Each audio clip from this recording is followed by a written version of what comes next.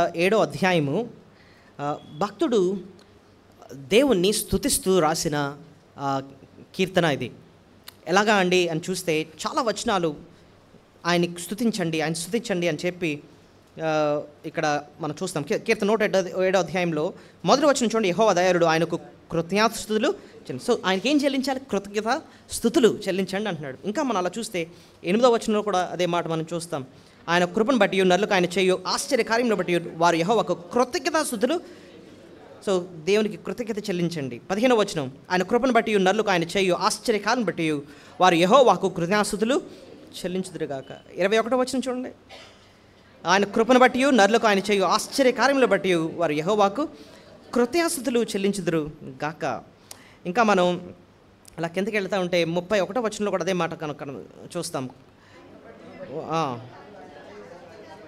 వారు యెహోవాకు కృతజ్ఞతాస్తుతులు చెల్లించుదురు. సో ప్రతి చోట మనం ఏమి మాట మనం చూస్తున్నాం? వారికి ఏం చెల్లిస్తున్నారు? కృతజ్ఞతాస్తుతులు చెల్లిస్తున్నారు, కృతజ్ఞత చెల్లిస్తున్నారు. కృతజ్ఞత అన్నది ఎప్పుడు చెల్లిస్తామంటే దేవుడు చేసిన మేలు మనం అర్థం చేసుకున్నప్పుడు తిరిగి ఏం చేస్తాం? కృతజ్ఞత తెలుసు. కృతజ్ఞత అన్న మాటకి ఇంగ్లీష్లో గ్రాటిట్యూడ్ అంటాం, లేదా థ్యాంక్స్ అంటాం అన్నమాట. థ్యాంక్స్ అని ఎవరు చెప్తాం చెప్పండి? ఎవరైనా మనకు మేలు చేసినప్పుడు తిరిగి ఏం చేస్తాం? మనం థ్యాంక్స్ చెప్తాం కదా. దేవునికి దేని బట్టి ఇక్కడ థ్యాంక్స్ చెప్పాలి? దేని బట్టి ఆయనకి కృతజ్ఞత చెల్లించాలి? ఏ రీతిగా మనం మన కృతజ్ఞత అర్పణలు ఆయనకి చెల్లించాలి అని చూస్తే, ఈ కీర్తన అంతటినీ కూడీకరించి ఒక్క మాటలో చెప్పండి అని చెప్పారనుకోండి, దేవుడు మన ఎడల దయాళుడుగా ఉన్నాడంటండి. ఎలా చూడండి, మొదటి వచనం, యెహోవా దయాళుడు. ఆ మాట ఏమని రాస్తుంది? దయాళుడు. దయాళుడు అంటే మాటకి అర్థం మంచివాడని. మనకు ఏం చేస్తాడంటే మంచి చేస్తున్నాడు, మేలు చేస్తున్నాడు. ఆ మేలును అర్థం చేసుకొని దేవునికి మనం ఏం చెల్లించాలి? కృతజ్ఞత చెల్లించాలన్నాడు. ఇంకోటి ఇక్కడ ఇదే వచనాన్ని మనం చదువుతూ ఉంటే ఇంకో మాట కూడా ఇక్కడ ఉంది. యెహోవా దయాళుడు, ఆయనకు కృతజ్ఞతాస్తుతులు చెల్లించటి. ఇంకో మాట ఏమంటున్నాడు? ఆయన కృప నిత్యముడును. ఇంకో మాట అంటున్నాడు, కృప ఎంతకాలం ఉంటుందటండి? నిత్యం. ఈ కృప అన్న మాటని ఇంగ్లీష్లో చూస్తే స్టెడ్ ఫాస్ట్ లవ్ అన్న మాట ఉంటుంది. స్టెడ్ ఫాస్ట్ అంటే ఎల్లప్పుడూ ఉండే, చెప్పండి అన్నమాట, ఎల్లప్పుడూ ఉండే ప్రేమ, స్టెడ్ ఫాస్ట్ లవ్ అంటే. సో ఈ రెండు మాటలు, దయాళుడు, కృప, ఈ రెండు మాటలు కలిపితే ఇలా అర్థం చేసుకోవచ్చు. దేవుడు ఎల్లప్పుడూ మనల్ని ప్రేమిస్తూ మన ఎడల మేలు చేస్తున్నాడు కాబట్టి మనం ఆయనకు కృతజ్ఞత చెల్లించాలి. మళ్ళీ చెప్పండి నాతో పాటు, దేవుడు ఎల్లప్పుడూ మనల్ని ప్రేమిస్తూ మన ఎడల ఏం చేస్తున్నాడు? మేలు చేస్తున్నాడు. అదే కదా దయాళుడు అంటే, మేలు చేసేవాడు. కృప అన్న మాటకి మనం ఏం చెప్పాం? ఎల్లప్పుడూ మనల్ని ఏం చేస్తున్నాడట? ప్రేమిస్తున్నాడు. స్టెడ్ ఫాస్ట్ లవ్ అన్న మాట ఉంది ఇంగ్లీష్లో. ఎల్లప్పుడూ మనల్ని ప్రేమిస్తూ మన ఎడల మేలు చేస్తున్నాడు అంటండి. దాన్ని బట్టి మనం దేవునికి ఏం చేయాలట? కృతజ్ఞత చెల్లించాలి. ఇది ఈ కీర్తన యొక్క థీమ్. ఇప్పుడు మనం వేసుకోవాల్సిన ప్రశ్న ఏంటంటే, దేవుడు మనల్ని ఎల్లప్పుడూ ప్రేమిస్తూ, అంత శాశ్వతమైన ప్రేమిస్తూ మన ఎడల ఎలాంటి మేలు చేశాడండి? స్పెసిఫిక్గా చెప్పండి, క్లియర్గా చెప్పండి, ఏ మేలు చేశాడండి అని చూస్తే ఈ కీర్తనలో మనం కనీసం అండి 7 మేళ్ళు చూడబోతున్నాం. ఎన్ని మేళ్ళు? 7 మేళ్ళు. దేవుడు మన ఎడల ఆయన ఎల్లప్పుడూ మనల్ని శాశ్వతమైన ప్రేమతో ప్రేమిస్తూ తన దయాళత్వాన్ని, తన మంచితనాన్ని మన ఎడల చూపించాడే. ఏ రకమైన మంచితనం చూపించాడండి? ఏం చేశాడండి అంటే ఒక 7 మేళ్ళు ఈ దినం ఈ కీర్తన 107వ అధ్యాయంలో మనం చూసి మనం దేవుణ్ణి ఆ రీతిగా మనం ఏం చేద్దాం? ఆరాధిద్దాం. చూడండి, దేవుణ్ణి ఆరాధించేటప్పుడు ఆత్మతో సత్యముతో మనం ఆయన ఏం చేయాలి? ఆరాధించాలి. అంటే అర్థం ఏంటి?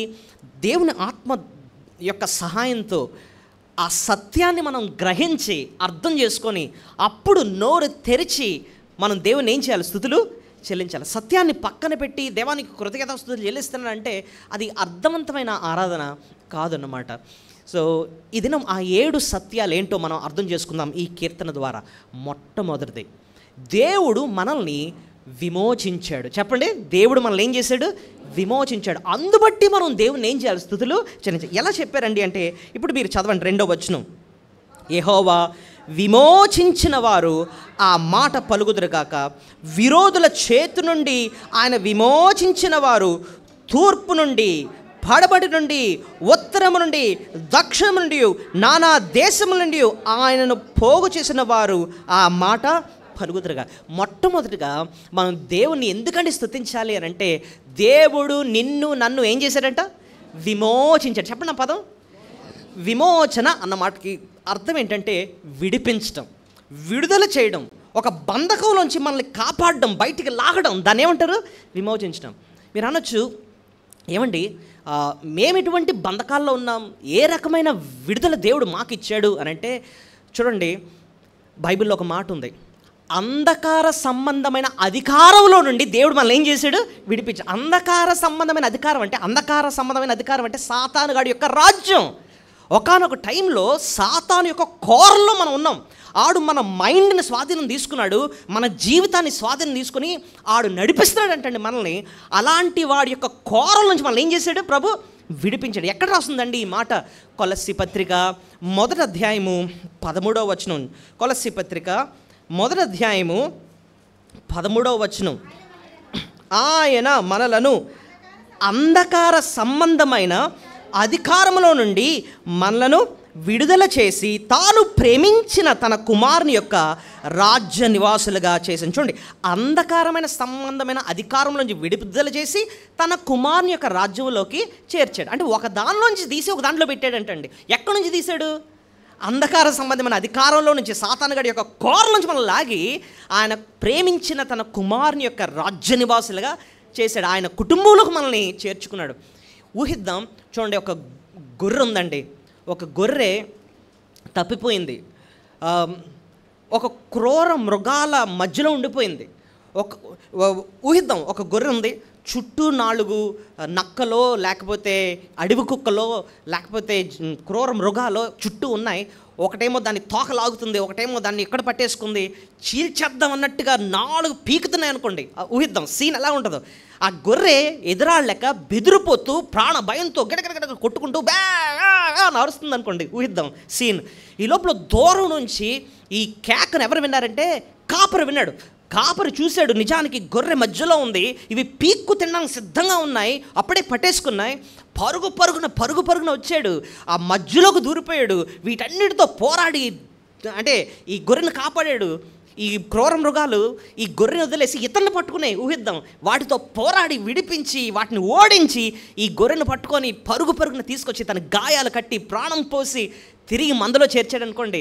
అది చూస్తేనే మనకెంతో హృదయం పులకరించిపోతుంది, ఎంత మంచి పని చేశాడు. కాదు, అలాంటి గొర్రె స్థానంలో నువ్వు నేను ఉన్నప్పుడు, సాతాను కోరల్లో మనం ఉన్నప్పుడు, వాడు ఈడ్చుకొని నరకానికి వెళ్తూ ఉంటే దేవుడు నిన్ను వాడి బంధకాల్లోంచి ఏం చేశాడు? విడిపించాడు. అసలు అందుబట్టే మనం దేవుని ఏం చేయాలి చెప్పండి? స్తుతించాలి. ఈ భక్తునికి ఎందుకండి ఇన్నిసార్లు దేవానికి కృతజ్ఞత చెల్లిస్తున్నానని చెప్పి కనీసం 5-6 సార్లు ఆ మాట ఎందుకన్నాడంటే ఆ విమోచన యొక్క విలువేంటో ఆయనకు బాగా అర్థమైంది. దేవా, నేను అలాంటి బంధకాల్లో ఉన్నప్పుడు, సాతాను కోరల్లో ఉన్నప్పుడు, నీకు విరోధంగా ఉన్నప్పుడు, నాయన నువ్వు నన్ను ఆ బంధకాల నుంచి నన్ను ఏం చేసావు? విడిపించావు నాయన, అందుబట్టి నీకు స్తోత్రాలని చెప్పి దేవుని ఎంతో స్తుతులు చెల్లిస్తున్నాడండి. మనం ఇంకెలాంటి బంధకాల్లో ఉన్నప్పుడు దేవుడు విడిపించాడు? ఉట్టి సాతాను కోరలేనా అని చూస్తే రోమా 8వ అధ్యాయము 2వ వచనం చూడండి. అక్కడ ఇంకొక మాట ఉంటుంది, ఇంక దేని నుంచి ఆయన మనల్ని విమోచించాడు అన్న మాట ఉంటుంది. రోమా 8:2 వచనం చదవండి అమ్మా. నియమము చూడండి, క్రీస్తు యేసునందు జీవమునిచ్చు ఆత్మ యొక్క నియమము పాప మరణముల నియమము నుండి నన్ను విడిపించింది. ఇక్కడ కూడా విడిపించాడట. దేని నుంచి? పాప మరణం.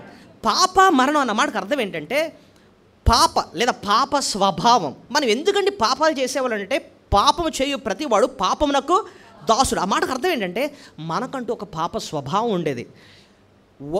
వద్దనుకుంటాం అదే చేస్తూ ఉంటాం, వద్దనుకుంటాం అదే చేస్తాం. ఎందుకండి అంటే మన స్వభావమే పాప స్వభావం, తిరుగుబాటు స్వభావం, దేవుణ్ణి వ్యతిరేకించేలాంటి స్వభావం, అలాంటి లోబడని రాతిగుండె లాంటి స్వభావం మంది.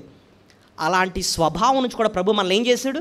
విడిపించాడు. మెత్తటి హృదయాన్ని ఇచ్చాడు. ఆయన వాక్యానికి లోబడే, ఆయనకు లోబడే, ఆయన మందిరానికి వచ్చి ఆయన ఆరాధించేలాంటి అలాంటి మనసు ప్రభు మనకి ఇచ్చాడు. అలాంటి రాతిగుండె లాంటి స్వభావం నుంచి కూడా ప్రభు మనల్ని ఏం చేశాడండి? విడిపించాడు. సో సాతాను బంధకం నుంచి మనల్ని విడిపించాడు. పాప స్వభావం అన్న బంధకం నుంచి కూడా ప్రభు మనల్ని ఏం చేశాడు? విడిపించాడు. ఇంకోటి మరణం అంటున్నాడు చూసారా? పాప మరణం అన్నది ఏంటండి అని అంటే పాపానికి వచ్చే జీతం ఏంటి? మరణం. మనం అంటే మరణం అనుకుంటాం, ఇప్పుడు అందరూ చచ్చిపోతున్నారు అదేనా అండి అంటే అది మొదటి మరణమే. మామూలుగా ఈ లోకాన్ని మాత్రమే విడిచిపెడతాం. బైబిల్లో రాసిన రెండో మరణం ఏంటో తెలుసా? నరకం, పాతాళలోకం. అగ్ని ఆరదు, పురుగు చావదు. నరకాన్ని ఉన్న ఇంకో పేరు ఏంటంటే రెండవ మరణం. ప్రతి మనిషికి అది సిద్ధంగా ఉందన్నమాట, చేసిన పాపాన్ని బట్టి. ఆ బంధకం నుంచి, ఆ నరకం నుంచి మనం ఏ మంచి పనులు చేసినా సరే ఆ శిక్ష నుంచి మనకు మనంగా విడుదల పొందలేము. ఎందుకంటే అదొక బంధకం. దేవుడు ఈ లోకానికి వచ్చింది, యేసయ్య ఈ లోకానికి వచ్చింది. ఆయన మన శిక్ష శిలువ మీద భరించి నిన్ను నన్ను ఆ రెండవ మరణమైన ఆ పాప శిక్ష నుంచి, నరకం నుంచి ఆయన నిన్ను నన్ను విడుదల చేశాడు. సో సాతాను నుంచి విడుదల చేశాడు, పాప స్వభావం నుంచి విడుదల చేశాడు, పాప శిక్ష నుంచి కూడా, నరకం నుంచి, ఆ మరణం నుంచి కూడా ప్రభు మనల్ని విడుదల చేశాడు. వీటన్నిటిని బట్టి దేవుని మనం ఏం చేయాలి? స్తుతులు చెల్లించాలండి, స్తుతులు చెల్లించాలి. ఇదేమో రోమా చూస్తున్నాం. రోమా ఎవరు రాశారు? పౌలు భక్తుడు రాశాడు కదండి. మనం ఇంకా అలా చూసుకుంటూ వెళ్తే పేతురు భక్తుడు కూడా ఈ విమోచన గురించి ఎత్తాడు. మనం కూడా చూద్దాం ఆయన ఏ యాంగిల్లో ఆ విమోచన యొక్క విలువను తీసుకొచ్చాడు. మొదటి పేతురు మొదటి అధ్యాయము 18వ వచనం. మొదటి పేతురు మొదటి అధ్యాయము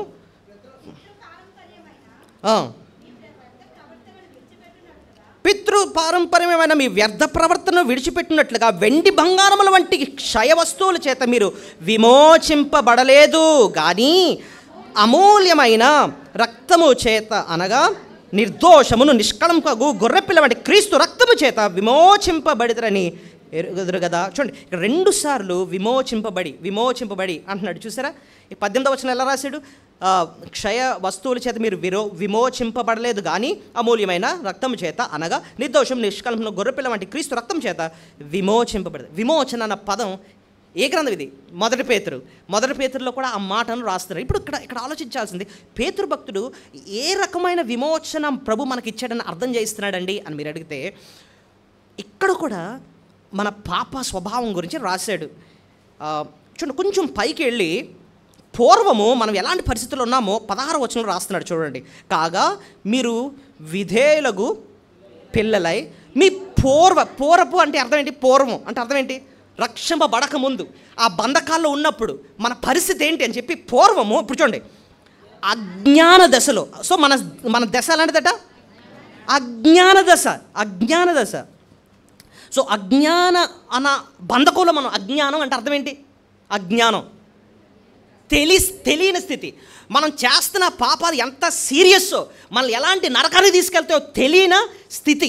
ఇంకా దేవుడెవరో మనకు తెలియని స్థితి, ఆయన ఇచ్చే రక్షణ గురించి తెలియని స్థితి, ఈ ఇరుకు మార్గం, జీవానికి వెళ్ళే మార్గం గురించి తెలియని స్థితి, దేవుని మాటలు, దేవుని ప్రేమ అంటే ఏంటో, ఆయన ఇచ్చే రక్షణ ఏంటో, ఆయనలో ఉన్న ఆనందం ఏంటో తెలియని స్థితి.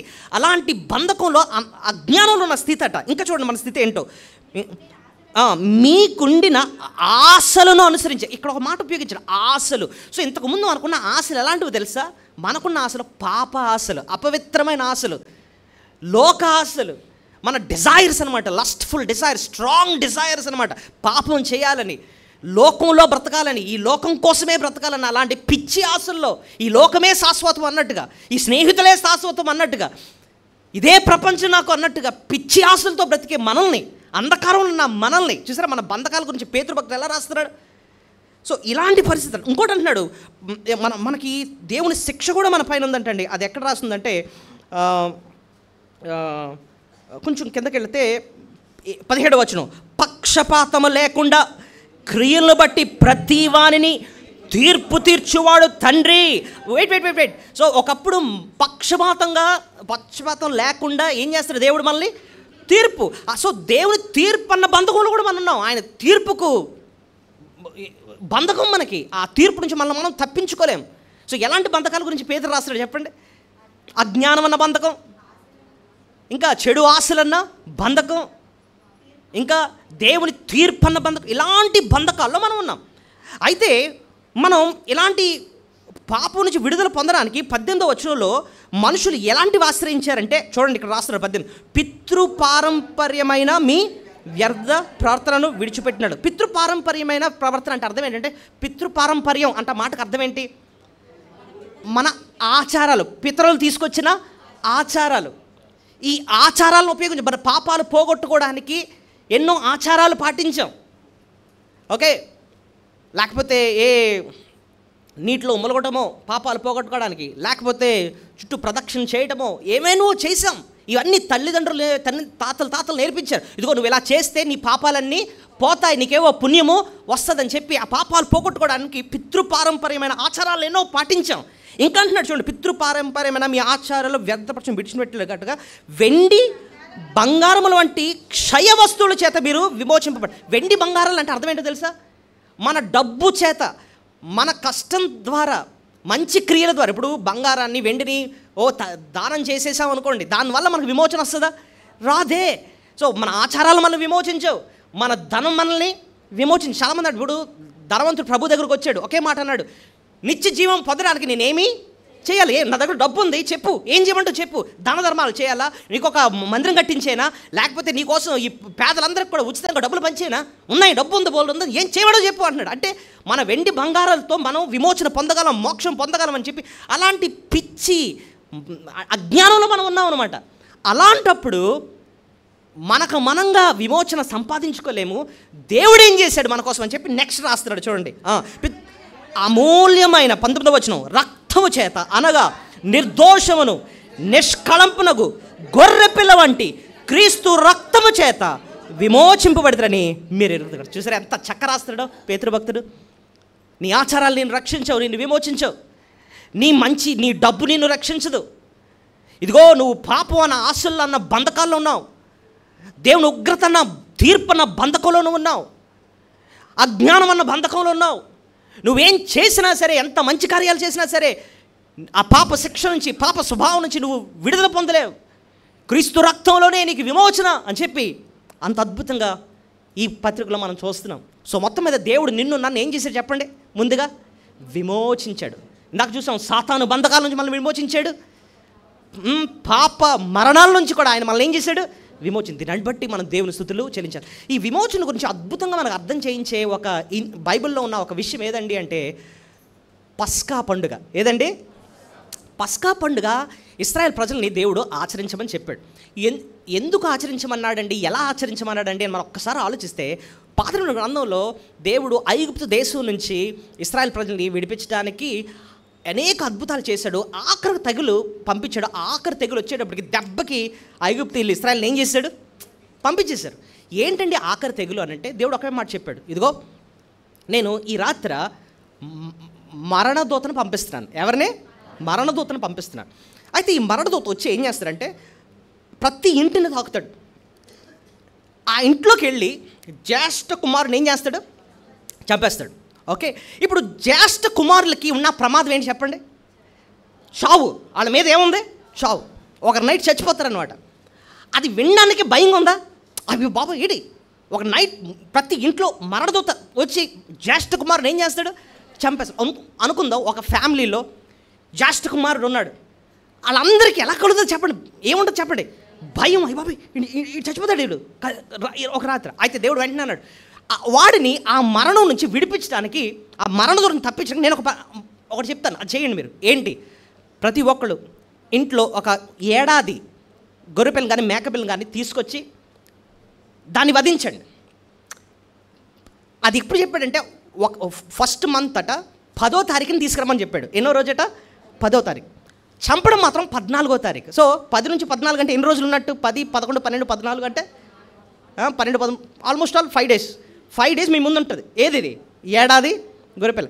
మీరే దానికి భోజనం పెడతా ఉంటారు, ఆహారం పెడతా ఉంటున్నారు. నేను అనుకుంటున్నాను, ఒక పక్కన ఈ ఏడాది గొర్రెపిల్ల ఉంటుంది, అదే ఇంట్లో జ్యేష్ఠుడు కూడా ఉన్నాడు. అక్కడ ఇద్దరిలో ఒకళ్ళు చావాలి. అది చావకపోతే జ్యేష్ఠుడు చచ్చిపోతాడు.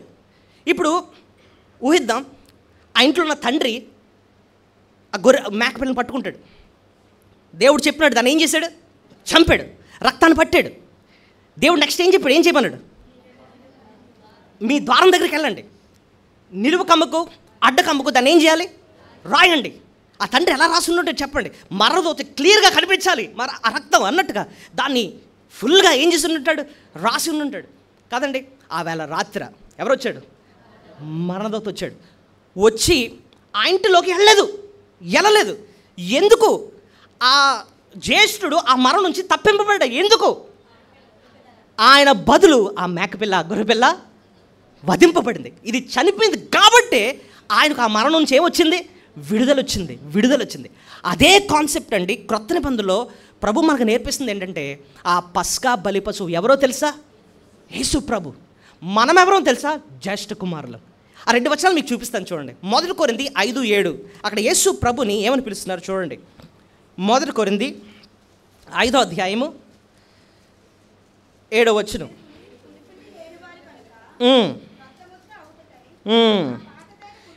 ఇంతే కాక క్రీస్తు అను మన పస్కా పశువు వధింపబడెను. చూడండి, క్రీస్తు అను మన పస్కా పశువు వధింపబడెను. సో యేసు ప్రభుని ఏమని పిలుస్తున్నారు ఇక్కడ? పస్కా పశువు. అయితే మనం ఎవరు? జ్యేష్ఠులు. అది ఎక్కడ వస్తుందండి మనం జ్యేష్ఠులము అనంటే? హెబ్రీ పత్రిక 12:23 వచనం. హెబ్రీ పత్రిక 12:23. సంఘానికి దేవుడు పెట్టిన పేరు ఏంటంటే జ్యేష్ఠులు. అది ఆ మాట కావాలి. ఏమని రాస్తుంది ఇక్కడ?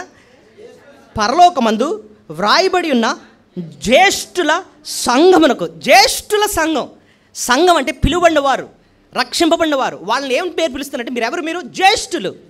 జ్యేష్ఠులు వెంటనే మీకు వెంటనే ఏ సీన్ గుర్తొచ్చేయాలి? పాత గ్రంథంలో ఆ జ్యేష్ఠ కుమారుణ్ణి కాపాడడం కోసం, ఆ మరణ దూత నుంచి విడిపించడం కోసం ఏది బలి అయింది? పస్కా బలి పశువు. ఆ పస్కా బలి పశువు నా కోసం ప్రాణం పట్టిందా? పస్కా బలి పశువు ఎవరండి అంటే యేసు ప్రభు. ఇప్పుడు మీకు అర్థమవుతుందా? ఇవన్నీ మనకి విమోచన ఎంత విలువైందో మనకు అర్థమవ్వాలి. ప్రభు కానీ ప్రాణం పెట్టకపోతే మరణదూత మన మీద రావడం కాదు, నరకమే. ఆ యుగాలు ఉన్న నరకమే మనకి. ఆ నరకం నుంచి, ఆ 2వ మరణం నుంచి మనల్ని విడిపించడానికి మన పస్కా బలి పశువు అయిన యేసు ప్రభు మన బదులు ఆయన మరణించాడు. కాబట్టి మనం బ్రతికాం. ఆ మరణం నుంచి విడిపించడానికి ఆయన విమోచకుడిగా ఈ లోకానికి వచ్చాడు. అందుకోసం మొట్టమొదటిగా దేవా నువ్వు నాకు విమోచకుడు కాబట్టి నీకు స్తోత్రం అని చెప్పి దేవుని మన స్తుతులు చెల్లించారు. సో మొట్టమొదటి పాఠం ఏంటండి? ఆయన మనకెవరైనా విమోచకుడు, మొదటిది. రెండోది, మనం దేవుని ఎందుకండి మనం స్తుతించాలి అని అంటే, దిక్కుతోచని స్థితిలో ఉన్నప్పుడు మనకు దారి చూపించాడు. దిక్కుతోచని స్థితిలో ఉన్నప్పుడు మనకేం చూపించాడు? దారి చూపించాడు. ఇది ఎంత విలువైన మాటో మనం ఈ కీర్తన 107వ అధ్యాయంలోనే మనం చూద్దాం. దిక్కుతోచని స్థితి అని ఇక్కడ ఎలా చూస్తున్నామండి అంటే 4వ వచనం చూడండి. కీర్తన 107వ అధ్యాయం 4వ వచనం. వారు అరణ్య మందలి ఎడారి త్రోవను తిరుగులాడుచుండిరి, నివాసపురమేదియు వారికి దొరకకపోయెను, ఆకలి దప్పుల చేత వారి ప్రాణము వారి సొమ్మసిలను, వారు కష్టకాలముందు యెహోవాకు మొర్రపెట్టిరి, ఆయన వారి ఆపదలో నుండి వారిని విడిపించును, వారొక నివాసపురము చేరినట్లు చక్కని త్రోవను ఆయన వారిని నడిపించను. ఇక్కడ ఈ 4-6 వచనాల్లో అద్భుతమైన 7 వచనాల్లో ఒక అద్భుతమైన విషయం మనం నేర్చుకోవచ్చు. ఇక్కడ అటండి దేవుని బిడ్డలు ఎడారిలో నడుస్తున్నారట. ఎడారి అంటే అర్థం ఏంటంటేనండి, చూడ్డానికి ఒక దారి ఉండదు, ఏముండదు. ఇప్పుడు ఈ కాలంలో మనం బయటికి వెళ్ళామంటే మనకు ఒక దారి కనపడుతుంది. హైవే, సర్వీస్ రోడ్డు ఇలాంటివన్నీ కనపడుతున్నాయి. కాబట్టి మనం దారి బట్టి మనం ముందుకి వెళ్ళిపోతాం. ఈ రోడ్లు ఎవరు వేశారు? గవర్నమెంట్ వేశారు కాబట్టి మనకి దారి తెలుస్తుంది. పోనీ ఒక 100 సంవత్సరాల క్రితంకి వెళ్ళిపోయామనుకోండి, ఇటు నుంచి దారి ఉందండి అని తెలియడానికి అక్కడ తార్ రోడ్ ఏం కనిపించదు.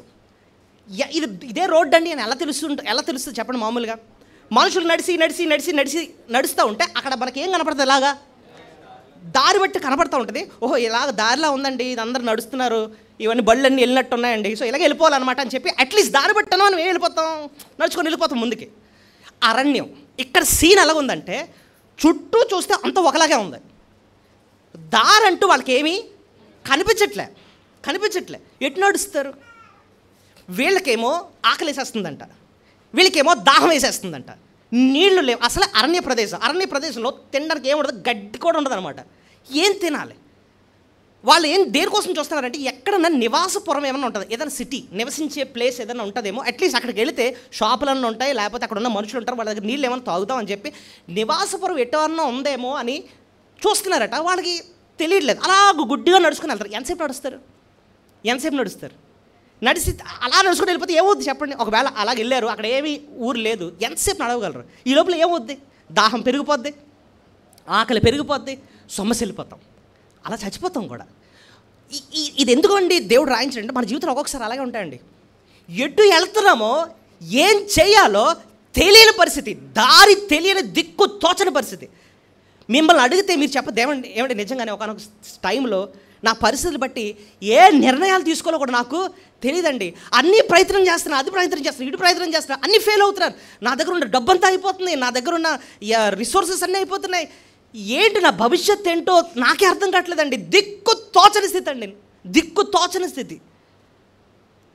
అలాంటప్పుడు ఇంక ఏం చేయాలో అర్థం కాక అందరు సలహాలు పాటించేది. ఆడొచ్చి చెప్తారు ఇది చేస్తే బాగుంటుంది, ఆడొచ్చి ఇటు చెప్తే నువ్వు ఎలా చేస్తే బాగుంటుందని చెప్పి అందరూ చెప్తారు. అన్ని సలహాలు చూశాను, అటు వెళ్ళాను, ఇటు వెళ్ళాను, ఏటి చూస్తున్నా కూడా నాకేమి దిక్కు తోచట్లే. నివాసపురం ఏమైనా ఉందేమో అన్నట్టుగా వెళ్ళాను. ఎటు చూసినా ఎండమావులు అంటే ఏంటి అర్థం? ఎండమావి తెలుసా మీకు? మనం ఏదైనా రోడ్డు మీద వెళ్తున్నాం అనుకోండి, ఎండ టైంలో దూరం నుంచి మనకి ఏం కనబడుతూ ఉంటాయి? ఏదో నీళ్ళు ఉన్నట్టు కనబడతాయి. అక్కడ ఏదో నీళ్ళు ఉన్నట్టున్నాయి, వెళ్దామని చెప్పి తీరా అక్కడ వరకు వెళితే అక్కడ ఏం కనిపించట్లేదు, నీళ్ళు కనిపించట్లేదు. మిగిలింది ఏంటంటే ఆయాసం, సమస్య వెళ్ళిపోవడం. బ్రతుకు ఒక్కొక్కసారి అలాగే ఉంటుందండి మనకి, ఒక్కొక్కసారి అలాగే ఉంటుంది. ఇది చదువుతున్నప్పుడు నా జీవితం నాకు కనిపించింది అనమాట. అబ్బాబా నాకు ఒకనొక టైంలో నా జీవితం కూడా అలాగే దిక్కు తోచని స్థితి, ఎలాంటి నిర్ణయం తీసుకోవాలో అర్థం కాని స్థితి అనమాట. అలాంటప్పుడు వీళ్ళు ఒక మంచి పని చేశారు. చూడండి ఏం చేశారు. 6వ వచనం, వారు కష్టకాలమందు యెహోవాకు మొరపెట్టిరి, ఆయన వారి ఆపదలో నుండి వారిని విడిపించను. వారొక నివాసపురము చేరినట్లు చక్కని త్రోవను ఆయన వారిని అబ్బబ్బబ్బా, దేవుడు వారి చేయి పట్టుకొని ఏంటంటే ఏం చేశాడట, చక్కని త్రోవను నడిపించి ఒక నివాసపురానికి చేర్చాడు. ఏమండి, మన జీవితంలో దిక్కు తోచని స్థితిలో ఉన్నప్పుడు ఓసారి ఆయన మందిరానికి తీసుకొచ్చాడు. అక్కడ ఎంతో వాక్యం విని ఎంతో ఆదరణ పొందాం.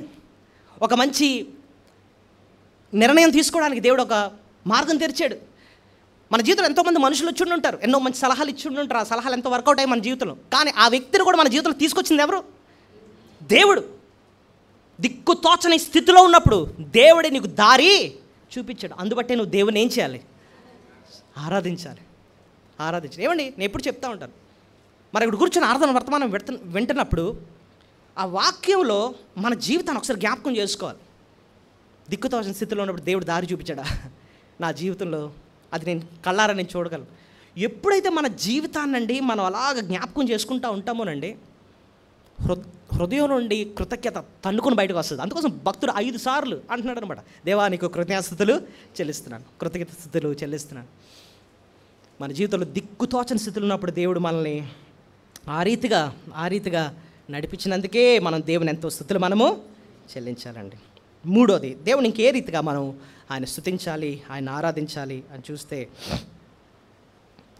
ఆశగల ప్రాణాన్ని ఆయన తృప్తిపరుస్తాడు. ఎక్కడుందో 9వ వచనం చూడండి. ఏలయనగా ఆశగల ప్రాణమును ఆయన తృప్తిపరిచున్నాడు, ఆకలిగొనిన వారి ప్రాణమును మేలుతో నింపినాడు. ఆశగల ప్రాణాన్ని ఆయన ఏం చేస్తాడట?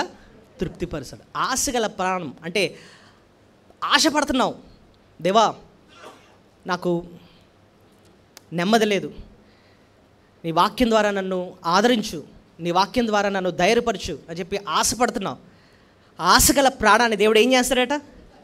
ఓసారి మనం మందిరంకి వస్తాం, ఇలా కూర్చుంటాం, దేవుని అడుగుతాం, దేవా నా జీవితంలో ఎంతో బెంగ ఉంది, నా జీవితంలో ఎంతో దిగులు ఉంది, ఎన్నో భయాలు నన్ను ఆహ్వానిస్తున్నాయి, ఎన్నో ఆలోచనలు నన్ను వెంటాడుతున్నాయి, నా భవిష్యత్తు గురించి నాకు ఎన్నో భయాలు ఉన్నాయి, నాతో మాట్లాడు తండ్రి, నన్ను ధైర్యపరిచిన ఆయన, నువ్వు మాట్లాడకపోతే నాకు సంతోషం ఎక్కడ ఉంటుంది? ఎందుకంటే బైబిల్ ఏం రాస్తుంది? ఈ వాక్యము నాకు సంతోషము ఇవ్వని ఎడల శ్రమ యందు నేను ఏమైపోదును? నశించిపోదును. దేవా నువ్వు నాతో మాట్లాడకపోతే నాకు ధైర్యం ఎక్కడదు నాయన అని చెప్పి ఆశతో దేవుని మందిరంలోకి వచ్చి కూర్చొని వాక్యం వింటున్నావు. దేవుడు ఏం చేస్తాడు తెలుసా? ఆయన మెల్లనైనా ఆయన స్వరంతో నీతో నాతో కూడా ఆయన ఏం చేస్తాడు? మాట్లాడి ఆశగల ప్రాణాన్ని ఆయన ఏం చేస్తాడు? తృప్తిపరుస్తాడు. నువ్వు ఆశపడ్డావు, నీకు కావాల్సిన సంతోషాన్ని ఆయన ఇస్తాడు. అయితే నేను ఒకటి గుర్తుపెట్టుకోండి, ఆశగల ప్రాణాన్ని తృప్తిపరుస్తాడు చూడు. ఆ తృప్తి అన్నది దేవుని మాటల్లోనే మనకు వస్తుంది, దేవునితో సహవాసంలోనే మనకు వస్తుంది, దేవుల్లో ఆనందించినప్పుడే ఆ తృప్తి మనకి వస్తుంది. సొలొమోను అన్న భక్తుడు సంతోషం కోసం, తృప్తి కోసం దేవుని పక్కన పెట్టి మిగిలిన చోట్ల ఎతికాడు. ఆయనకేం రాలేదు. సొలొమోన్ గురించి మనం ఆలోచిస్తే ఆయన ఒక పెద్ద రాజు అండి. చాలా తెలివైనడు, జ్ఞానవంతుడు, బోల్డంత డబ్బు కూడా ఉంది. ఆయన ప్రసంగి రాస్తున్నప్పుడు ఒక మాట అన్నాడు, సూర్యుని క్రింద అంటే అర్థం ఏంటి? సూర్యుని పైన ఎవరున్నారు? దేవుడు. ఆయన వదిలేసాడట. సూర్యుని క్రిందే కూర్చొని తృప్తి కోసం, తన హృదయంలో ఉన్న బాధనంతటి పోగొట్టుకోవడం కోసం ఈ లోకంలో ఎంతో ఆశపడ్డాడు. ఏంటంటే చేశాడండి అని అంటే పెళ్ళిళ్ళు చేసుకున్నాడట. ఎన్ని చేసుకున్నాడు? 1000 మందిని పెళ్లి చేసుకున్నాడంట. అందులో ఏదో తృప్తి దొరుకుతుంది, నా బాధనంతటిని పోగొట్టి తృప్తి ఏదో దొరుకుతుంది అనుకున్నాడు. తృప్తి దొరకలే. తర్వాత ఏం చేశాడండి అంటే సంపాదించాడు, విపరీతంగా సంపాదించాడు. ఆ సంపద కూడా ఆయనకు సంతోషాన్ని ఇవ్వలేదు. ఇంకేం చేశాడండి అంటే కోరుకున్నవన్నీ కొనేసుకున్నాడట. ఓడలు పంపించి ఐగుప్తు దేశం నుంచి ఆ కాలంలోనే ఇంపోర్టెడ్ హార్సెస్ తెప్పించుకున్నాడట. గుర్రాలని ఐగుప్తు దేశం నుంచి ఆ కాలంలో. ఈ కాలంలో ఎవడన్నా అమెరికా నుంచి మనకు సెంటు బాటలు తీసుకొచ్చినా అమ్మ కంగారు అయిపోతాం మనం. ఆ కాలంలోనే ఈయన ఓడలు పంపించి ఏం చేశాడు? గుర్రాలు తెప్పించుకునేవాడట. ఇంకోటి, ఆయన కోసం తోటలు నిర్మించుకున్నాడట, ఆయన కోసం ఇల్లులు నిర్మించుకున్నాడట, సంగీతాన్ని పెట్టుకున్నాడంట, లైవ్ మ్యూజిక్, నాట్యాన్ని, డ్యాన్సులు పెట్టుకున్నాడంట. చివరిన ఒక మాట రాస్తున్నాడు, బ్రతుకుట నాకు అసహ్యమాయన అంటున్నాడు. బ్రతుకుట నాకు అసహ్యమాయన. ఎందుకంటే తృప్తినిచ్చే ఆ దేవుని మీద ఈయన ఆశ పెట్టుకోకుండా దేవుని పక్కన పెట్టి లోకంలో ఏదో తృప్తి దొరుకుతుంది అన్నట్టుగా పిచ్చి ఆశలతో తనకున్న డబ్బుతో ఎతికాడు. జీవితం మీద ఆయనకి విరక్తి వచ్చేసిందన్నమాట. దేవుని పక్కన పెడితే నీ బ్రతుకు అంతే. దేవుడు కాదనుకొని పిచ్చాశలతో ఎతుకుతున్నాం కదా, ఇక్కడ ఏదో తృప్తి దొరుకుతుంది అనుకోండి, నీకు తృప్తి దొరకదు.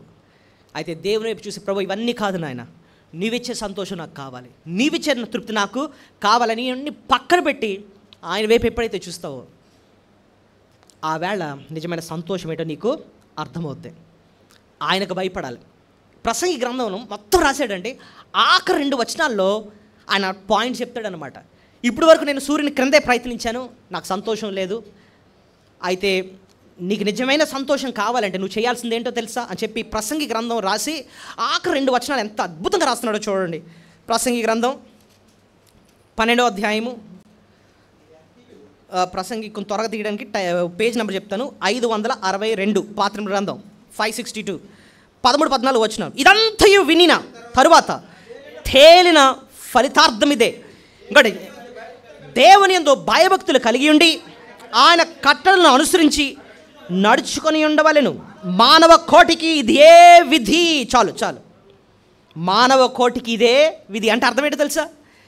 నువ్వు సంతోషంగా ఉండాలంటే, ఒక మనిషిగా సంతోషంగా బ్రతకాలంటే నువ్వు చేయాల్సిందే పైకి చూడు, దేవుని యందు భయభక్తులు. అంటే అర్థం ఏంటో తెలుసా?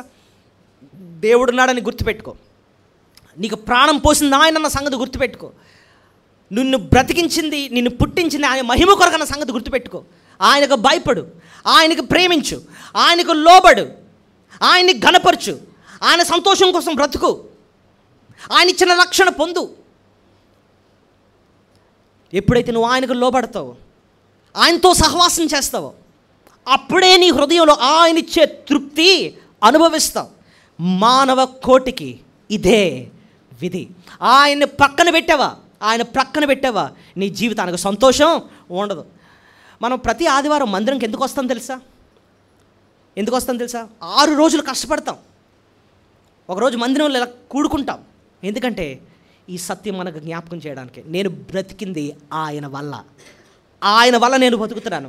నా జీవితంలో సంతోషం ఉందంటే, నా గుండె ఇంకా కొట్టుకుంటుందంటే, నేను నా కుటుంబం క్షేమంగా ఉంటున్నామంటే కారణం దేవుడు అన్న సత్యం జ్ఞాపకం చేయడానికి ఇలా కూడుకొని ఆయన గురించి వాక్యాన్ని వింటూ ఉంటాం అన్నమాట. ఆశగల ప్రాణాన్ని ఆయన ఏం చేస్తాడు? తృప్తిపరుస్తాడు.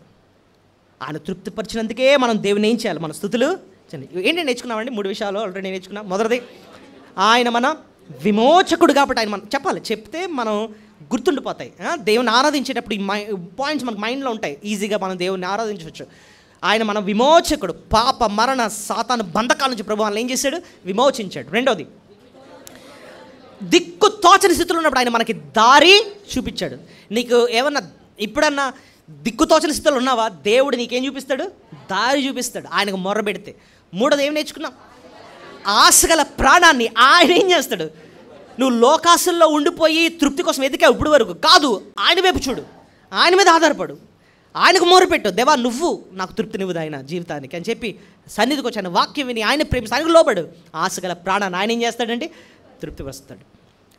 నేను దిక్కుతోచని స్థితిలో దారి చూపించే దేవుడు అన్న మాటను ధ్యానిస్తున్నప్పుడు ఒక మంచి క్రిస్టియన్ సింగర్ డాన్ మయన్ అని మీకు ఎంతమందికి తెలుసో, ఆయన ఒక పాట రాశాడండి.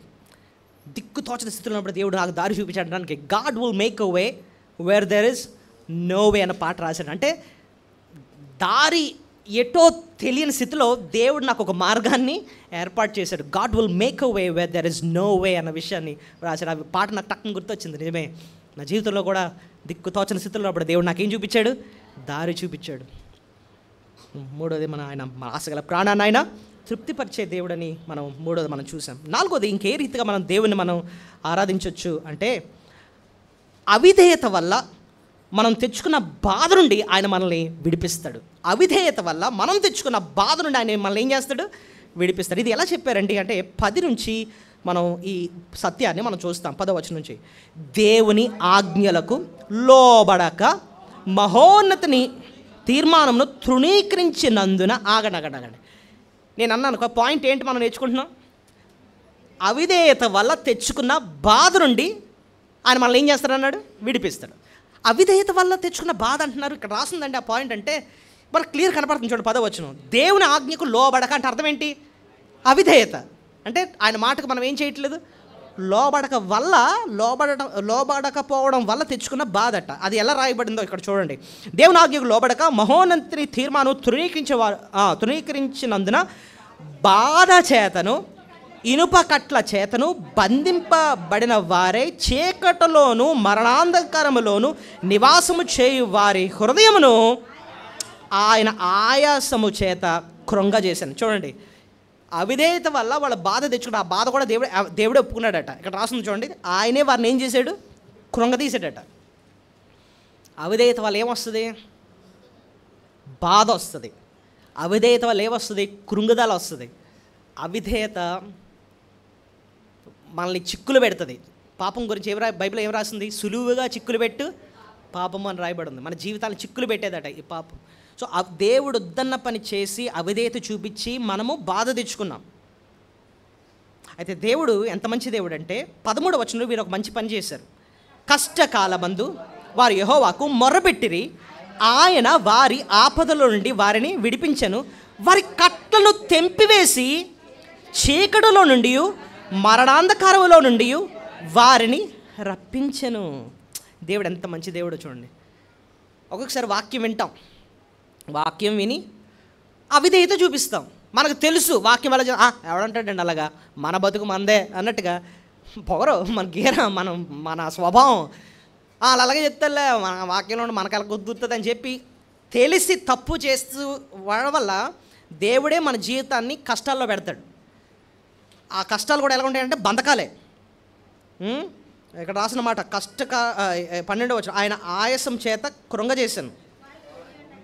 అయితే 13వ వచనంలో తప్పు తెలుసుకొని ఎప్పుడైతే మనం క్షమించమని అడిగామో దేవుడు మళ్ళీ ఏం చేస్తాడంటే అంత మంచి దేవుడు వారి కట్లను తెంపివేసి చీకట్లో నుండి మరణాంధకారంలో నుండి వారిని రప్పించాడు.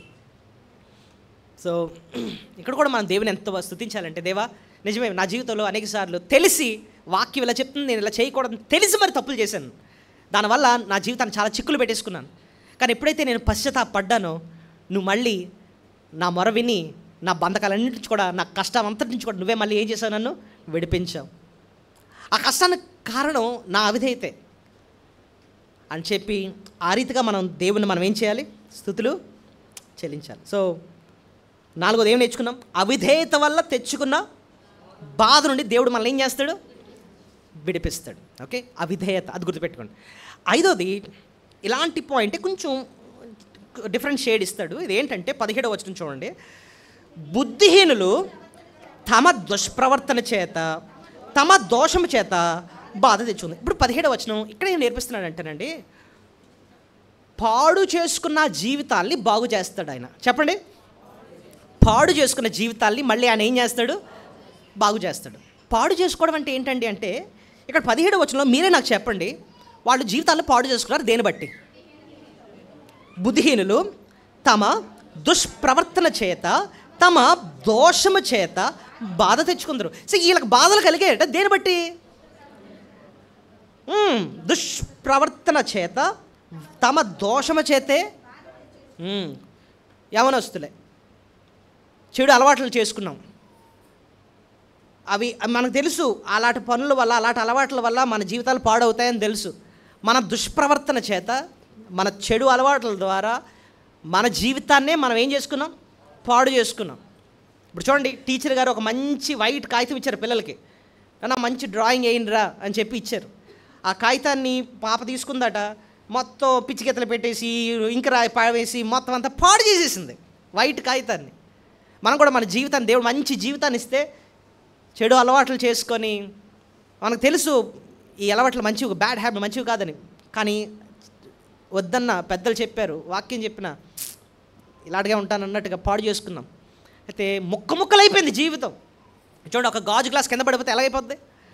ముక్కలైపోద్ది. దాన్ని మళ్ళీ బాగు చేయాలి, అలా జీవితాన్ని పాడు చేసేసుకున్నాం. అయితే ఆ మొక్కలన్నీ తీసుకెళ్ళి దేవుని చేతిలో పెడితేనంట, దేవుడు మళ్ళీ దాన్ని ఏం చేస్తాడు? బాగు చేస్తాడు. అట్లండి ఇక్కడ అదే చేశాడు దేవుడు. చూడండి 18వ వచనంలో వాళ్ళు ఎంత పాడు చేసుకున్నారు వారి జీవితం చూడండి. భోజన పదార్థములన్నీ వారి ప్రాణమునకు అంటే ఆకలి కూడా లేదట వాళ్ళకి, ఆకలి కూడా పోయింది వాళ్ళ అలవాట్ల వల్ల. ఇంకా చూడండి, వారు మరణ ద్వారములను సమీపించారంటే అర్థం ఎంత పాడు చేసేసుకున్నారంటే ఎక్కడికి వెళ్ళిపోయారట వాళ్ళు? ఆల్మోస్ట్ ఆల్ డెత్ వరకు వెళ్ళిపోయారటండి. కొన్ని అలవాట్లు ఎక్కడి వరకు తీసుకెళ్తాయి చెప్పండి? మంచం ఎక్కించేస్తాయి అన్నమాట. వద్దురా త్రాగుడు, వద్దురా రే ఆ చెడు అలవాట్లు వద్దురా అంటే తాగి తాగి తాగి తాగి అవే అలవాట్లు చేసుకొని మంచం ఎక్కేసి ఇంకా మరణ పంచుల వరకు వెళ్ళిపోయారన్నమాట. మరణ పంచులే. అలాంటి స్థితిలో కూడా దేవా నా జీవితం ముక్కలు చేసేసుకున్నాను నాయన, ముక్కలైపోయింది నా జీవితం, ఇదిగో నా ముక్కలన్నీ నీ చేతిలో పెడుతున్నాను. దేవుడు ఎంత మంచి దేవుడు అంటేనంట, ఆ ముక్కలన్నీ తీసుకొని పూర్వ వైభవాన్ని మళ్ళీ మనకి ఇస్తాడు. అది ఎంత అసలు వింటేనే కళ్ళంటే నిదిరుతాయండి. ఏంటి, నా మొక్కలైపోయి జీవితాన్ని దేవుడు మళ్ళీ బాగు చేస్తాడు, మళ్ళీ కడతాడా? అక్కడ రాసిన మాట చూడండి, 20వ వచనం, ఆయన తన వాక్కును పంపి వారిని బాగు చేశాను, ఆయన వారు పడిన గుంటలోండి వారిని విడిపి. ఎంత మంచి మాట! వాక్కును పంపి ఏం చేస్తాడట? బాగు చేస్తాడు. ముక్కలైపోయిన జీవితాన్ని ఆయన మళ్ళీ బాగు చేస్తాడు. కొన్ని చెడు స్నేహాలండి, కొన్ని చెడు అలవాట్లు ముక్కలు చేసేసాయి జీవితాన్ని. మనకు తెలుసు అవే మన జీవితాలు నాశనం చేస్తాయి. ఎన్నోసార్లు తల్లిదండ్రులు చెప్పారు, ఎన్నోసార్లు సేవకులు చెప్పారు, ఇది వద్దు నాన్న మనకి జీవితాలు పాడైపోతాయి, వద్దురా ఈ సహవాసాలు, వద్దురా ఇది ముక్కలు చేసుకున్నావు మరణ పంచులకి వెళ్ళిపోయావు. ఆకలి కూడా లేదంటే అర్థం ఏంటి? లోపల రోగం ఎక్కువైపోతే ఏమి రాదు మనకి? ఆకలేదు. అలాంటి స్టేజ్కి వెళ్ళిపోయింది బతుకు. ఏట్ల మీద ఇష్టం లేదు, ఇంకా మరణ పంచులు, వీడు చచ్చిపోతాడు ఇంకా అని అనేసారు అందరూ. వీడు ఇంక బతకడండి, అంత లోపలంతా ముదిరిపోయింది జీవితం, రోగం అంతాను, వీడు బతకడం, పాడు చేసేసుకున్నాం. అలాంటి స్టేజ్కి వెళ్ళిపోయినప్పుడట ఆ మొక్కలన్నీ దేవుని చేతిలో పెడితే ఆయన మళ్ళీ మనల్ని ఏం చేశాడు? వాక్కును పంపి ఏం చేశాడట? ఆ వాక్కుతోనే సర్వాన్ని సృష్టించాడు. ఆదికాండం 1వ అధ్యాయంలో నిరాకారంగా ఉందంట. ఏది? భూమి ఎలా ఉంది? నిరాకారం అంటే అర్థం ఏంటి? ఎందుకు పనికి రాకుండా ఉందంట. దాన్ని నివాస స్థలంగా చేశాడు. దేని బట్టి? ఆయన వాక్కు పలుకుతున్నాడు, జీవం వచ్చేసింది. నీరేంటి, ఆకాశం ఏంటి, నక్షత్రాలేంటి, జీవరాశులేంటి, ప్రతిదీ వచ్చేసాయి. జీవం పోసాడు. నిరాకారంగా ఉన్న దాన్ని దేవుడు నివాస స్థలంగా చేశాడు. అలాగా మొక్కలైపోయిన జీవితానికి నీ వాక్కును పంపి ఆయన ఏం చేశాడు? బాగు చేశాడు. నీ జీవితాన్ని కట్టాడండి. నీ గతాన్ని, మన గతాన్ని ఒకసారి ఆలోచించుకుందాం. దేవా మొక్కలు చేసేసుకున్నాను, నా బతుకంతా చింపేసుకున్నాను. ఒక కాగితాన్ని నువ్వు ఇస్తే మొక్కలు చేసేసి ఎందుకు పనికి రాకుండా చేసేసాను నేను దాన్ని. అవన్నీ మొక్కలు తీసుకుని నువ్వు మళ్ళీ అతికించావు. కాదు, పూర్వ వైభవాన్ని మళ్ళీ నాకు ఇచ్చావు, ఆరోగ్యం ఇచ్చావు, క్షేమం ఇచ్చావు, బతుకుంచావు. పాడు చేసుకున్న జీవితాన్ని నువ్వు మళ్ళీ ఏం చేసావు? బాగు చేసావు, అందుబట్టి నీకు స్తోత్రాలు. 5 విషయాలు చెప్పండి. ఏంటంటే నేర్చుకున్నాం దేవుని ఎందుకండి మనకు స్తుతించాలి. మంచితనం ఎలా చూపించాడు మన ఎడల? ఆయన మనల్ని విమోచించాడు. 2,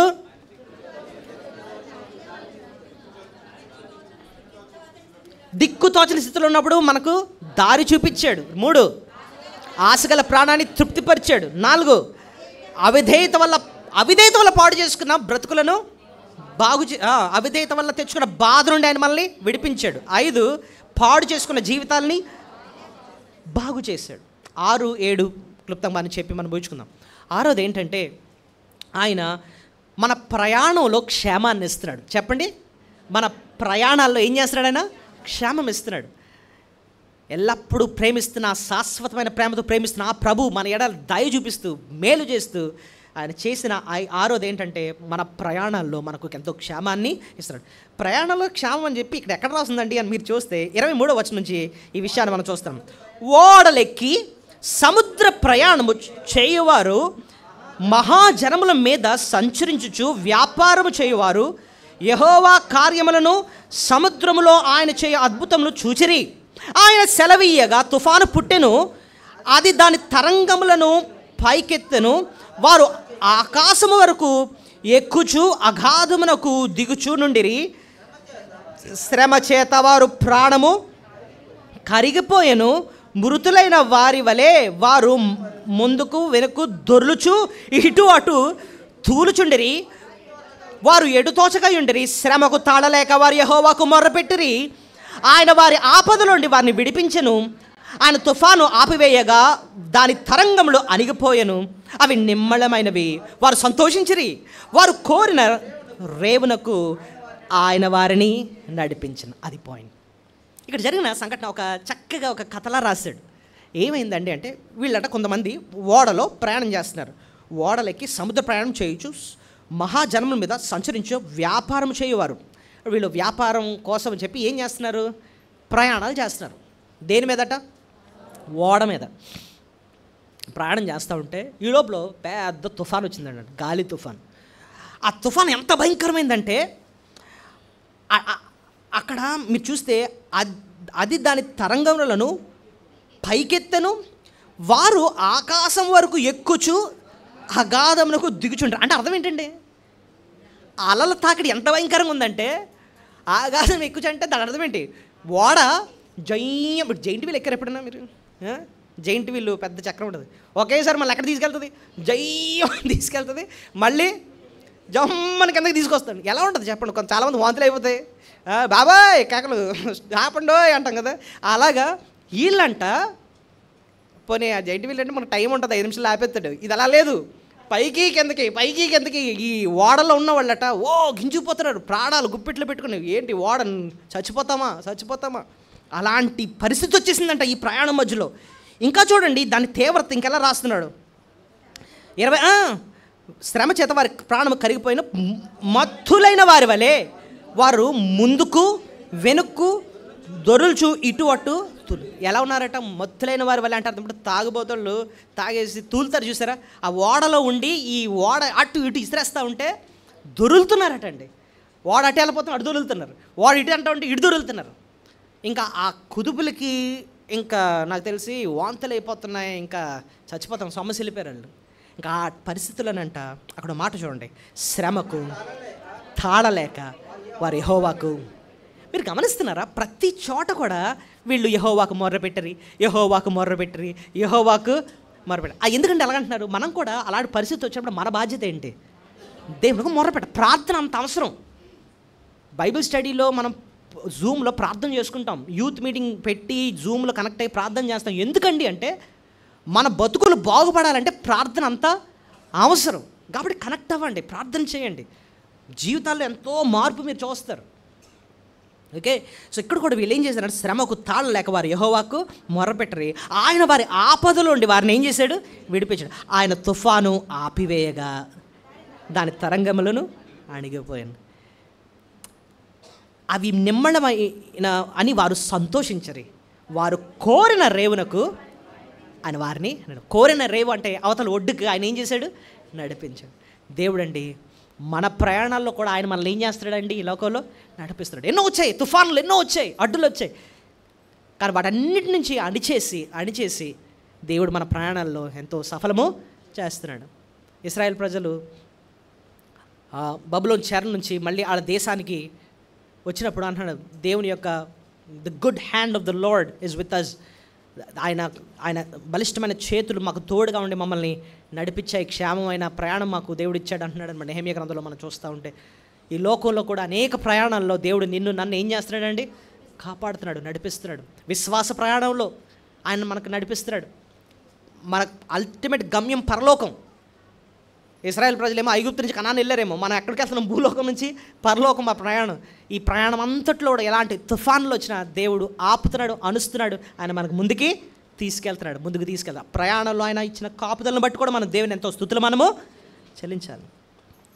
చూడండి, కీర్తన ధ్యానిస్తూ ఉంటే ఎన్ని లోతైన విషయాలు మనకు దేవుడు నేర్పిస్తున్నాడు. ఓకే, ఆఖరిగా ఇంకొక మాటను మనం చూసి ముగించుకుందాం. ఓకే, దరిద్రులైన వారిని ఆయన వృద్ధి చేసే దేవుడు. ఆయన ఆఖరికి ఏంటండి? దరిద్రులైన వారిని ఆయన ఏం చేస్తున్నాడు? వృద్ధి చేస్తున్నాడు. నీ జీవితంలో అభివృద్ధి కనపడుతుందా? దేవుడు మాత్రమే నీకు వృద్ధినిచ్చాడని గుర్తుపెట్టుకోవాలి. 41వ వచనం చూడండి. అట్టి దరిద్రుల బాధను పోగొట్టి వారిని లేవనెత్తును, వాని వంశమును మందవలే వృద్ధి చేశాను. దరిద్రులను ఆయన ఏం చేస్తున్నాడట? వృద్ధి చేస్తాడు. వృద్ధి, ఆ మాట చెప్పండి. వృద్ధి, ప్రాస్పర్ అన్న మాట అంటారు ఇంగ్లీష్లో. మన జీవితాలు ఒక్కొక్కసారి ఆలోచించాలి. ఒకప్పుడు కొంతమంది అంటూ ఉంటారు, ఏమండి నేను విశాఖపట్నం వచ్చినప్పుడు మాకు ఏమి లేదండి, కట్టుబట్టలతో వచ్చామండి, ఇప్పుడు దేవుడు మమ్మల్ని ఎంతో వృద్ధి చేశాడండి అంటూ ఉంటాం. ఒకప్పుడు మాకు ఏముండేది కాదండి. మనం అది మర్చిపోకూడదండి. ఆ స్థితి, మనం ఎక్కడి నుంచి వచ్చామన్న సంగతి మనం ఎప్పుడు మర్చిపోకూడదండి. మా తాతగారు ఆయన ఎప్పుడు అనేవారు, వాకింగ్ చెప్తున్నాడు, నాకు స్టక్ గుర్తొచ్చింది. ఒకప్పుడు నాకు సైకిల్ ఉండేది, అది కూడా సెకండ్ హ్యాండ్ సైకిల్. ఏముండేది కాదు, ఒకే జీతం, 7 పిల్లలు, చాలా కష్టం ఉండేది. కానీ దేవుడే మమ్మల్ని అలా పోషించి నడిపించాడు. ఒకసారి ట్రక్కర్ ఎక్కి మేము మీటింగ్కి వెళ్తూ ఉంటే నేను పక్కన కూర్చొని కారు కొందామండి అదండి అని చెప్పి అంటున్నాను అన్నమాట. పక్కన ఉండి దీనికి డోర్లు లేవండి అదండి అదని అంటూ ఉంటే అప్పుడు చెప్తున్నారు నాకు, నాన్న ఒకప్పుడు నాకు ఏముండేది? సెకండ్ హ్యాండ్ సైకిల్ ఉండేది, అది కూడా ఒకసారి దేనిలో గుద్దేశాను, హ్యాండ్లో అది వంగిపోయింది, దాన్ని మళ్ళీ సెట్ చేసుకొని వాడుకునేవాడిని. ఏముండేది కాదు నాన్న. దేవుడు మనల్ని ఎంతో హెచ్చించాడు, ఈ స్థితికి తీసుకొచ్చాడు. దరిద్రుల్ని ఆయన వృద్ధి చేశాడు. అప్పుడు నాకు గుర్తొచ్చింది అనమాట, ఉన్నదాన్ని బట్టి దేవుని ఏం చేయాలి? మన స్థుతులు చెల్లించి అది లేదు ఇది లేదు నేడకూడదు అని అనిపించింది అనమాట. దేవుడు మనల్ని ఎంతో ఏం చేశాడండి? వృద్ధి చేశాడు. ఆ విషయాన్ని మనం ఎప్పుడు జ్ఞాపకము చేసుకోవాలి. దాన్ని స్టడీ చేస్తుంటే చాలా మంచి మంచి విషయాలు ఇక్కడ రాసి ఉంటుంది. చూడండి, ఒకప్పుడు వాళ్ళ స్థితి అట 35వ వచనంలో, అంటే ఎలాంటి దరిద్ర స్థితి నుంచి దేవుడు వాళ్ళని వృద్ధి చేశాడో అర్థం చేయిస్తున్నాడు అన్నమాట. 35వ వచనం నుంచి, అరణ్యమును నీటి మడుగుగాను ఎండిన నేలను నీటి ఓటగాను ఆయన మార్చే. ఒకప్పుడు అది ఏంటట? అరణ్యం అంటే అక్కడ ఏ నీరు ఉండదు, దాన్ని ఎలా మార్చాడు? నీటి మడుగ్గా చేశాడట. ఎండిన నేలను నీటి ఓటగా, ఎండిన నేల అక్కడ జలం పడదో దాన్ని దేవుడు ఎలా మార్చాడట? నీటి ఓటగా చేశాడట. ఇంకా చూడండి, అచ్చట వారచ్చట నివాసపురము ఏర్పరచుకున్నట్లుగా పొలములో విత్తనములు జల్లి ద్రాక్ష తోటలు నాటి వాటి వలన ఫల సమృద్ధి పొందినట్లు ఆయన ఆకలిగొనే వారిని అచ్చట కాపురముంచెను. మరియు ఆయన వారిని ఆశీర్వదింపగా వారు అధికంగా సంతానాభివృద్ధి నొందిరి. ఆయన వారి పశువులను తగ్గిపోనీయలేదు. వారు బాధ వలన, ఇబ్బంది వలన, దుఃఖం వలన తగ్గిపోయినప్పుడు రాజులను తురీకరించుచు త్రోవలేని ఎడారిలో వారిని తిరుగులాడు చేయవాడు. అట్టి దరిద్రుల బాధను పోగొట్టి వారిని లేవనెత్తును, వారి వంశమును మందవలే. అసలు ఇది చదువుతుంటే, దేవా ఒకప్పుడు ఏమీ లేని స్థితిలో ఉన్న మమ్మల్ని నాయన నువ్వేం చేసావు? వృద్ధి చేసావు. ఈరోజు నా బిడ్డలు ఉద్యోగాలు చేస్తున్నారు, నా బిడ్డలు ఒక కుటుంబాలుగా ఉండి వాళ్ళు కూడా అభివృద్ధి చెందుతున్నారు. ఒకప్పుడు నేను ఒంటరిగా వచ్చాను, ఏమీ లేకుండా వచ్చినాను. ఎంత అభివృద్ధి ఇచ్చినందుకు నీకెన్నో స్థుతులు అని చెప్పాలి. దేవుని స్థుతులు మనము చెల్లించాలి. యాకోబు అంటాడు, చేతి కర్రతో మాత్రమే నేను యోర్దాను దాటిదని, ఇప్పుడు నేను 2 గుంపులు అయితేనే అంటాడు అన్నమాట. నీవు చేసిన మేళ్లకు నేనైతే అపాత్రుడను అంటున్నాడు అనమాట. చూసారా, దేవుడిచ్చిన వృద్ధిని బట్టిని కూడా, అభివృద్ధిని బట్టి కూడా మనం దేవుని ఏం చేయాలి? మన స్తుతులు చెల్లించాలి. దీనుల నుండి ఆ రీతిగా గుర్తించిన వారిని, ఆ రీతిగా మన గతాన్ని మర్చిపోకుండా ఆయన స్తుతించిన వారి దేవుడు ఇంకా అభివృద్ధి చేస్తాడు. ఉన్నదాన్ని బట్టి అతిశయిస్తే దేవుడు ఏం చేస్తాడు? ఉన్నది తీసేస్తాడు, ఇచ్చింది తీసేస్తాడు. ఎందుకంటే ఇచ్చిన దాన్ని బట్టి మనకి ఏమొచ్చేస్తున్నాయి? గర్వము, కళ్ళు నెత్తికెక్కేస్తున్నాయి అనుకోండి, ఉన్నది తీసేస్తాడు అనమాట. గర్విష్ఠులు ఆయన అన్ని చేస్తాడు కూడా. ఎందుకంటే నీకు ఇచ్చిన దాన్ని నిలబెట్టుకోలేకపోతున్నావు, గర్వం వచ్చేస్తుంది నీకు. కానీ దీనులను ఆయన ఇంకా లేవనెత్తాడు, ఆయన ఇంకా అభివృద్ధి చేస్తాడు ఆయన. సో మన స్థితిని జ్ఞాపకం చేసుకుంటూ, మన దరిద్ర స్థితిని జ్ఞాపకం చేసుకుంటూ దేవుడు ఏ రీతిగా ఎంతవరకు తీసుకొచ్చాడో ఆ వృద్ధిని బట్టే మనం దేవుని ఎంతో స్తుతులు మనము చెల్లించాలి. ఇదంతా ఆయన యొక్క మంచితనం అండి, ఇదంతా ఆయన యొక్క మంచితనం. ఆయన దయాళుడు. ఆయన అన్నాను కదా, శాశ్వతమైన ప్రేమతో మనల్ని ప్రేమిస్తూ ఎల్లప్పుడూ మన ఎడల మేలు చేసే దేవుడు. ఏంటి మేళ్ళు చేశాడు? 7 విషయాలు, అద్భుతమైన విషయాలు మనం నేర్చుకున్నాం. విమోచించాడు, దిక్కుతోచని స్థితిలో మనకి దారి చూపించాడు, ఆశగల ప్రాణాన్ని ఆయన తృప్తిపరుస్తున్నాడు, అవిధేయత వల్ల తెచ్చుకున్న బాధ నుండి మనల్ని విడిపిస్తున్నాడు, పాడు చేసుకున్న జీవితాలను ఆయన బాగు చేశాడు, ప్రయాణాల్లో మనకు క్షేమాన్ని ఇస్తున్నాడు, దరిద్రమైన స్థితిలో ఉన్నప్పుడు మనల్ని వృద్ధి చేశాడు. వీటన్నిటిని బట్టి మనం దేవుని ఎంతో స్తుతులు మనము దయచేసి అందరం మోకరించండి.